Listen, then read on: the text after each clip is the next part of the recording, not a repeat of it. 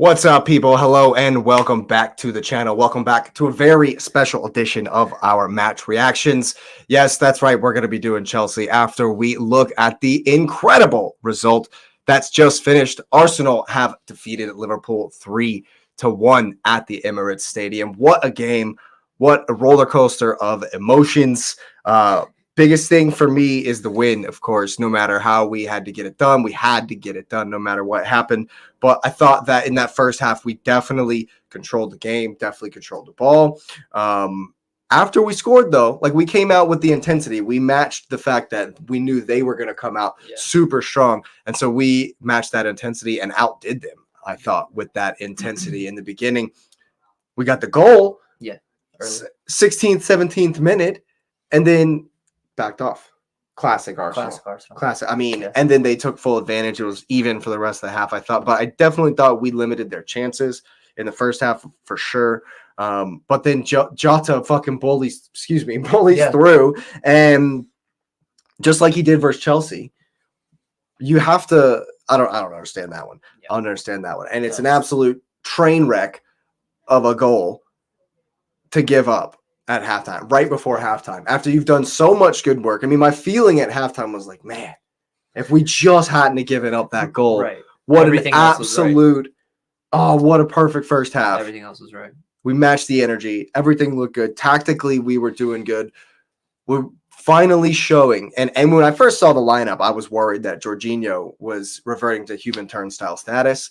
But I thought he actually had a very good game. I thought he did really well. Yeah. And Kai up front, I knew we were going to be hitting the long balls. And I was grateful that at least tactically we were willing to play to Kai's strengths. That's literally like probably one of the better performances I've seen him have.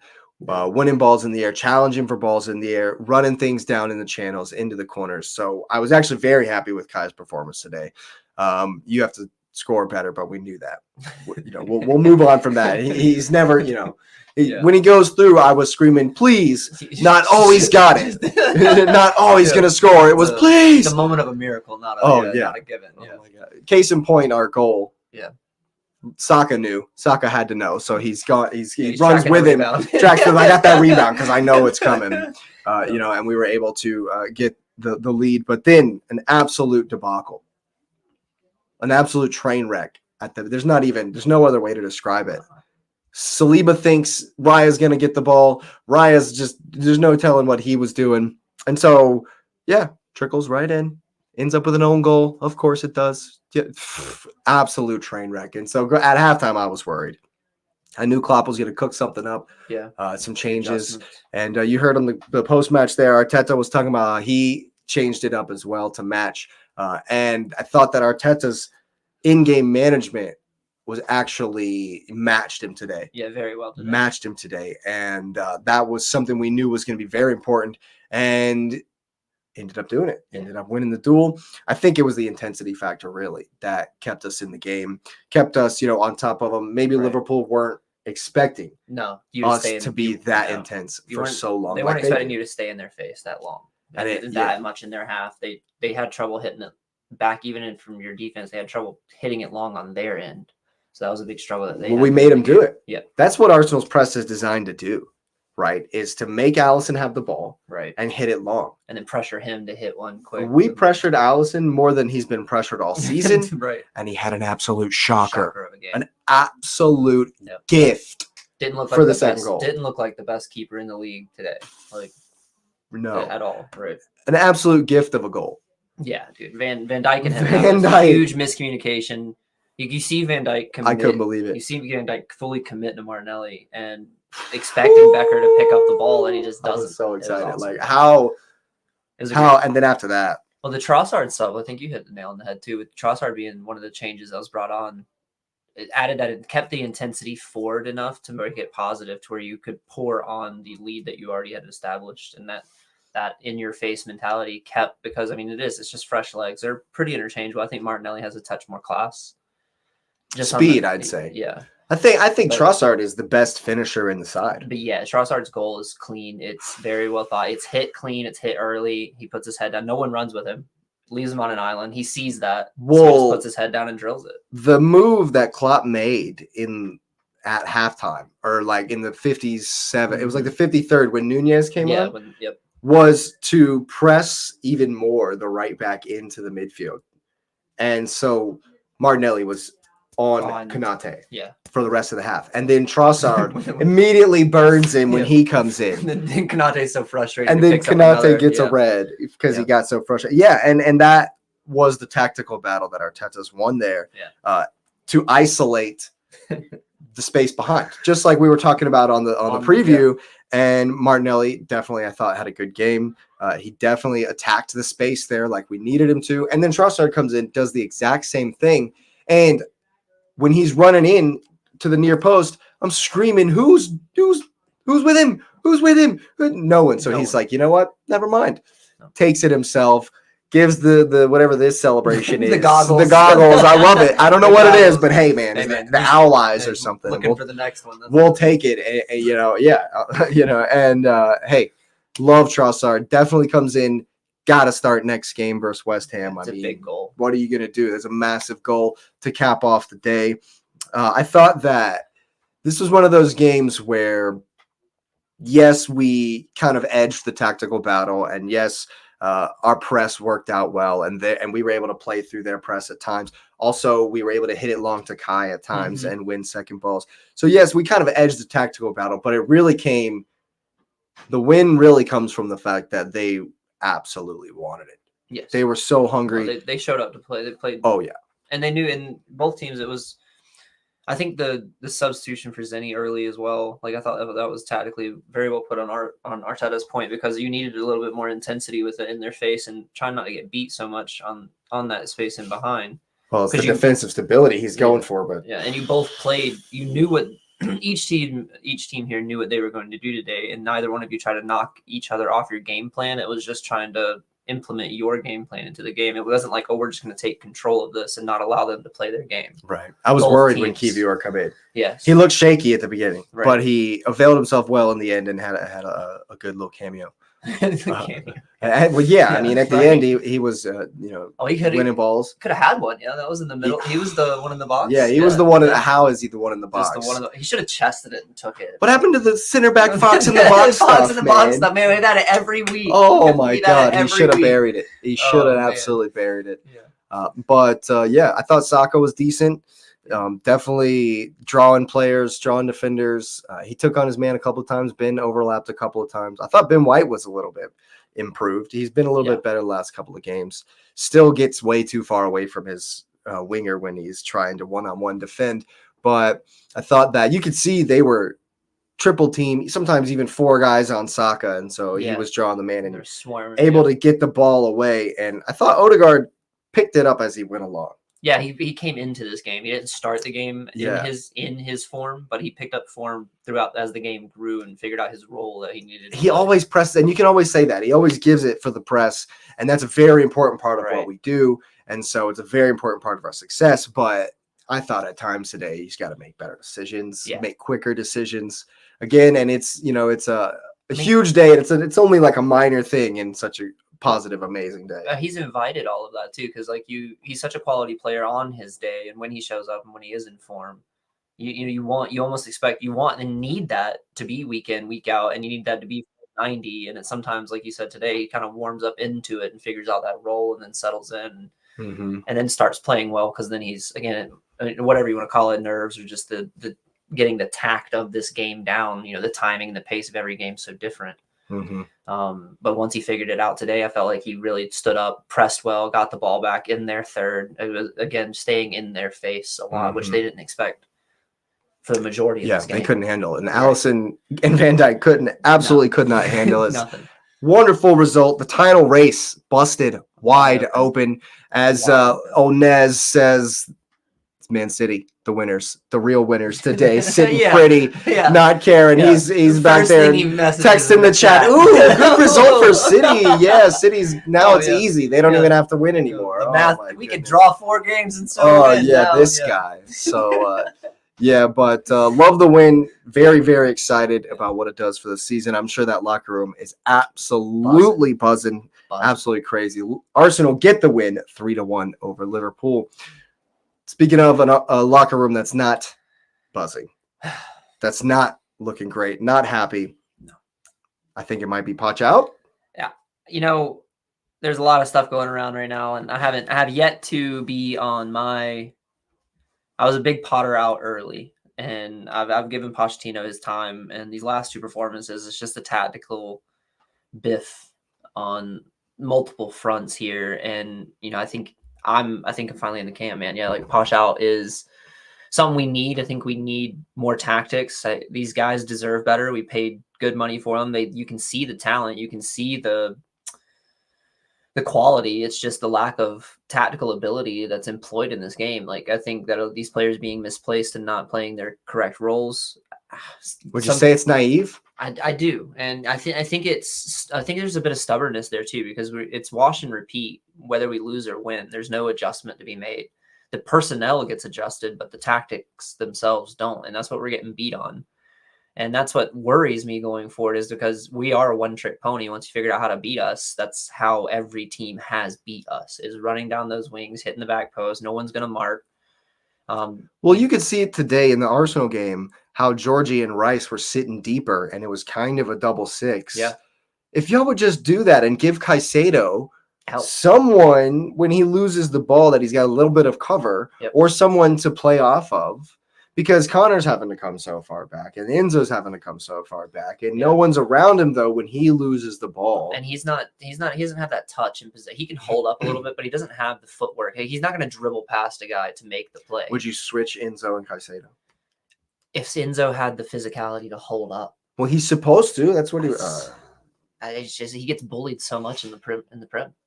These guys are big. Like, you have to be strong, and that's the problem I have with Connor. Ultimately, like, I think Connor had a bit of a shocker today, which, I mean, as you know, if you watch the channel, I'm a big proponent of Connor. And he ran around. He always gives his engine, and he just lacks the quality we need in some of these positions he ends up in, and it kills us. But today, ultimately, like, if I had to blame one person, like, it's not all on his shoulders, but Raheem Sterling absolutely lets us down time and time again when we need him on these offensive runs.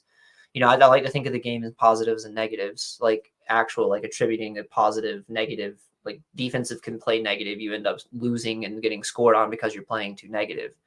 Raheem Sterling offers us a positive influence. He takes defenders on. He makes that run for us, but then there's no conversion. So it's almost as if it hurts us, because then they get the ball. All of our guys are so far forward trying to give him something to have them an outlet for, because 9 times out of 10 he's not going to pass anyway. But again, it's like Havertz. You want to be there for the rebound, because he's gonna miss. Because he's going to miss. So we slam all these guys in the box trying to make, and then once he's run the ball up in their face, and then we get countered on immediately. And then since we have center backs playing left back, I mean, I thought Gusto had a good game. I really did. Yeah, it was all right. I thought, when do you just accept that you can't give all this space in front of your midfielders, and so you just need to be way more defensive? Because this game was back and forth from the beginning.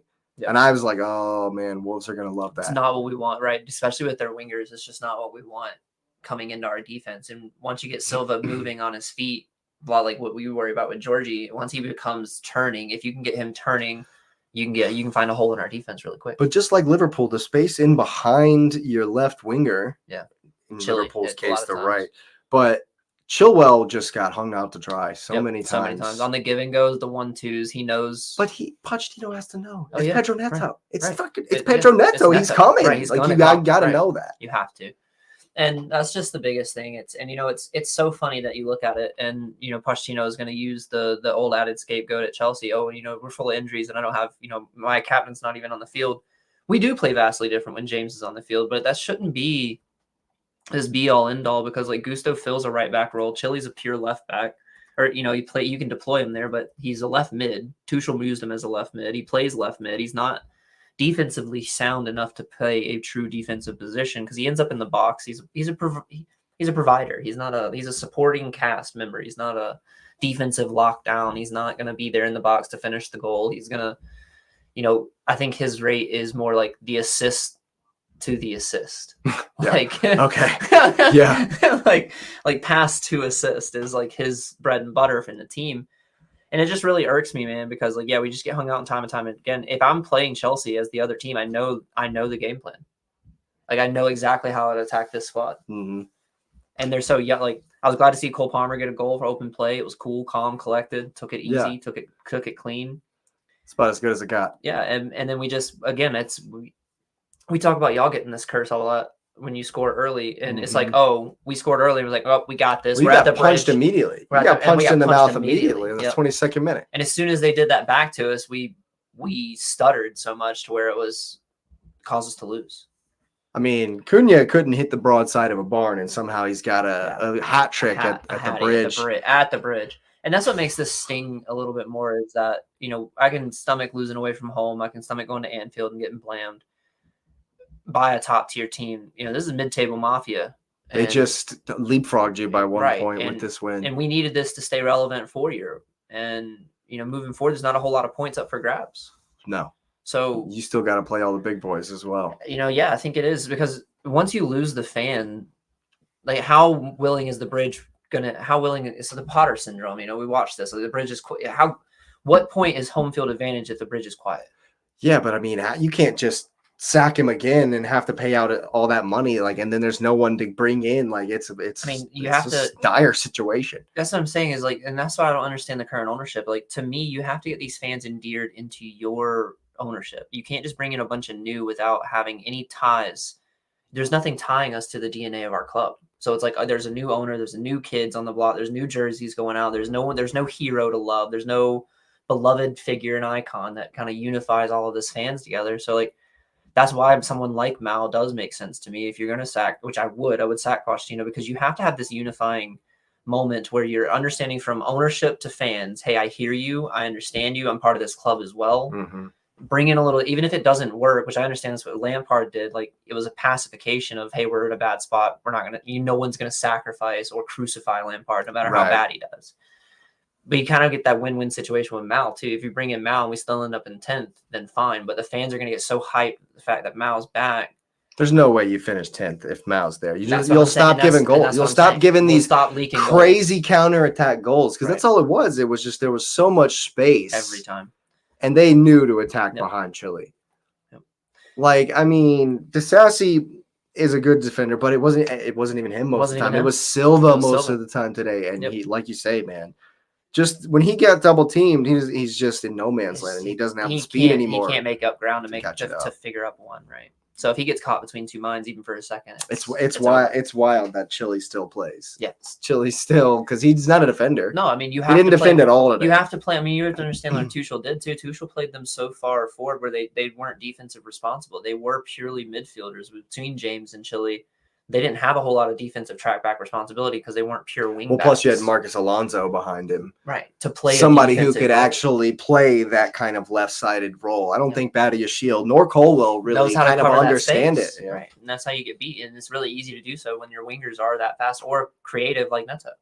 Yeah, Silva just got hung out to dry. So did Caicedo. You almost feel bad for the fact that the formation means they're so expansive that it's really tough to recover in transition and you get blammed. You get ripped apart. And I think that's what happened today. Yep. And like I said, it all boils down to me, it's not even a personnel issue. It's tactics. I think you could win with this squad. I think this squad is a top 6, top 5. For a minute there, and Nkunku kind of looked decent in what he was doing. He just got drowned out of the game. They don't know how to play with him either. They don't necessarily, because he's not in the squad or he's just now getting reintegrated into their squad. They don't necessarily it looked like a lack of trust on some of those. When he had his line split and he was asking for the ball in between his defender, it was I didn't necessarily know you were going to make that run because I didn't know you were I didn't even know you were there.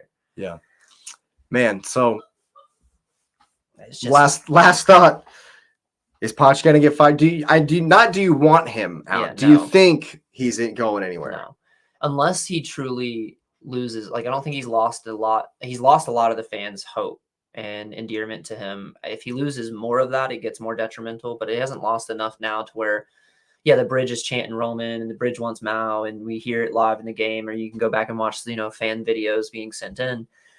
I don't think he's lost enough of it yet to where it's a true fire. Right now it's kind of just smoke. Hasn't really combusted into, we're truly having full-on dumpster fire. Right. We're having fans chant live in game, Potter out and, or Poch out, like it was last year. It's scary because it's starting to repeat itself. If you look at the math and you look at the numbers, Poch has the same mathematical structure as Potter did during the same amount of games, same amount of goals, same amount of time. Yeah. They're lining up to be very, very similar in production. Now, Right. the way they're going across their goal, I think, stems to a lot of fans, but what are you producing? And that comes into points on the table. And Yeah. we're just not supposed to be a mid-table team. If Jackson would have buried it, man. if Jackson would have just buried buried it, it. come on to be the hero. That's Well, just it, man. Yep. There you have it. Differing emotions depending on what side of London you are on at the moment. But yeah, thanks for being here. Thanks for listening. Go ahead and smash the like button for this very special match reaction. Go ahead and subscribe to the channel. If you're new, we are on our way to 200 subscribers. And if you're enjoying all these match reactions, get that notification bell on so you know when the next one is. Again, we're glad you're here. Thanks for being here, and you will see us next time.